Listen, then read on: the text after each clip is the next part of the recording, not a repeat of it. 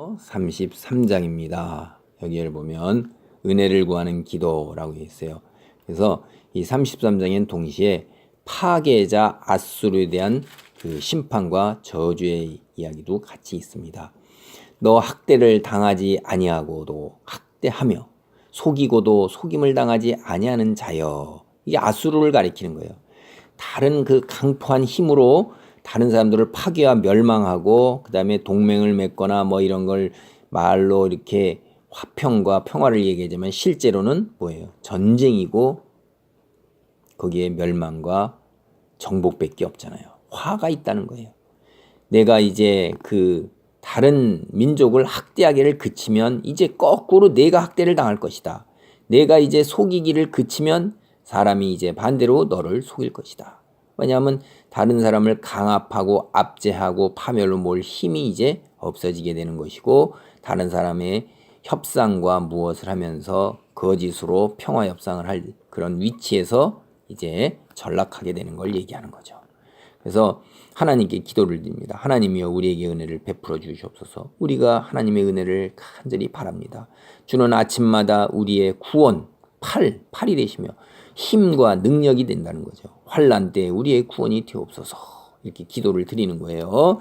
그때 요란한 소리로 말미암아 민족들이 도망하며 주께서 일어나심으로 말미암아 나라들이 흩어졌도다.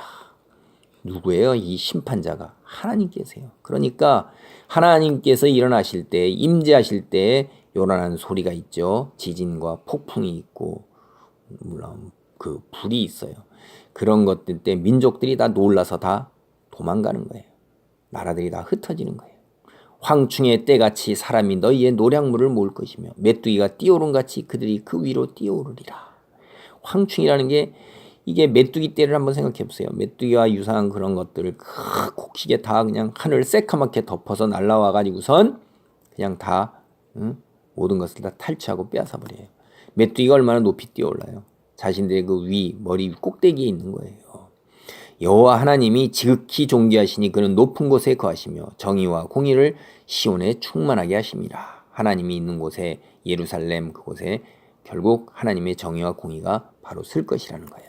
그래서 그런 때에 평안함이 있고 구원과 지혜와 지식이 풍성할 것이고 여호와를 경외하는 것 이것이 너의 보배가 된다 하는 이야기를 하는 거예요. 7절에 보면 보라 그들의 용사가 밖에서 부르짖으며 평화의 사신들이 슬피 곡하며 대로가 황폐하여 행인이 끊어지며 대적이 조약을 파하고 성읍들을 멸시하며 사람을 생각하지 아니한다는 거예요. 이 아수르를 대항할 용사도 밖에서 부르짖지만은 아수르들도 어떻게 되겠어요? 이들도 다 멸망하는 거예요. 또 아수르가 침략을 하는 그 평화의 사신들도 아수르의 압제에서 다 슬피 곡하는 것이고요. 아수르 역시 어떻게 돼요? 마찬가지예요. 똑같은 상태가 되는 거예요. 아수르로부터 이 유다, 이스라엘 거쳐서 애국까지 내려가는 이 큰 길들이 다 황폐해서 행인이 끊어지는 거예요. 그리고 조약을 지키지를 않아요. 성읍 자체가 다 황폐화되는 거예요. 사람을 사람답게 생각하지 아니하고 그래서 땅이 슬퍼하고 쇠잔하고 레바논이라는 도시 아름다운 도시죠. 비옥한 곳이에요. 말랐다 이 말이에요. 산물이 안 나오는 거예요. 샤론도 얼마나 아름다운 곳입니까? 사막과 같이 변하는 거예요. 기름진 곳이 사막이에요. 바산과 갈멜 이거 다 비옥하고 아름다운 곳입니다. 나뭇잎을 떨어뜨리는 것은 성장하지 못하고 열매를 맺지 못하고 꽃을 피우지 못하는 거예요. 그러니까 그 가장 비옥하고 아름다운 곳들이 다 마르고 사막같이 되고 열매를 맺지 못하는 곳이 되는 거예요. 그게 그런 심판이 있게 돼서 황폐하게 되는 것입니다. 하나님께서 이제 일어나시면서 하나님이 이제 심판의 보좌에 앉은 거예요. 그렇게 되니까 그 아수르가 이제 어떻게 되는 거예요?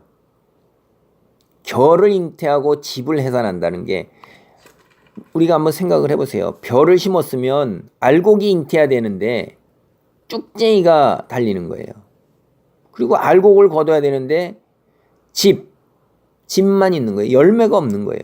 호흡은 이제 불이 되어서 그 불길이 나와서 다 태우고 살라버리는 거예요.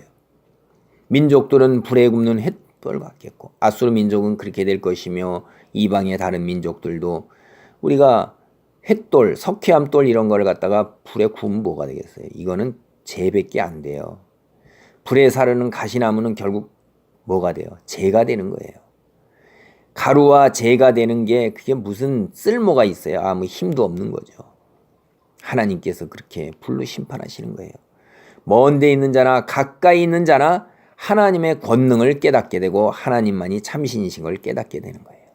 그래서 이제 예루살렘에 있는 하나님을 거역하고 순종하지 아니한 유다 민족 시온의 죄인들이 이제야 하나님의 놀라운 힘, 하나님의 역사하심을 두려워하고 그 목이 곧고 순종하지 않은 자들이 떨면서 우리가 어떻게 삼키는 불, 여호와죠. 여호와의 심판의 불이 나와서 다 삼켜버리잖아요. 이거 모세가 이스라엘 민족을 이끌고 나왔을 때에도 하나님께 거역했을 때 이 삼키는 불이 향로에서부터 다 나와가지고선 다 삼켜버렸어요. 여호와의 불이 나와서 무서운 거죠.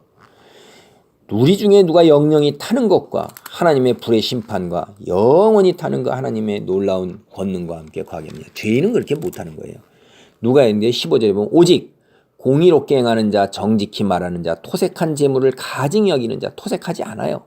공의와 정직한 사람들, 뇌물을 받지 않는 자, 귀를 막아 피 흘리는 꾀를 듣지 않는 자, 세상에 자기의 소욕을 위해서 권모술수를 부리지 아니하는 자, 눈을 감아 악을 보지 않는 자, 그는 높은 곳에 거하리니 그만이 영영이 타는 불, 하나님, 그 다음에 삼키는 불, 하나님이 계신 곳에 같이 거할 수 있는 거예요. 그래서 견고한 바위는 하나님이요, 요새도 하나님이요, 그의 영적인 양식은 공급이 되고 그의 생명되는 물은 끊어지지 않는 거예요. 영원히 그가 하나님의 말씀으로 영이 부활되고 그 생명수로 부활되고 생명수로 영생을 누리게 되는 거예요. 이게 하나님을 믿는 사람들만이 그렇게 하는 거예요. 하나님을 믿지 않은 자들은 그렇게 할 수가 없어요.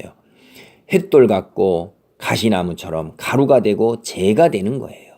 그래서 황폐하게 되고 그들은 아주 무서운 심판 속에서 이제 슬퍼할 수밖에 없는 거예요.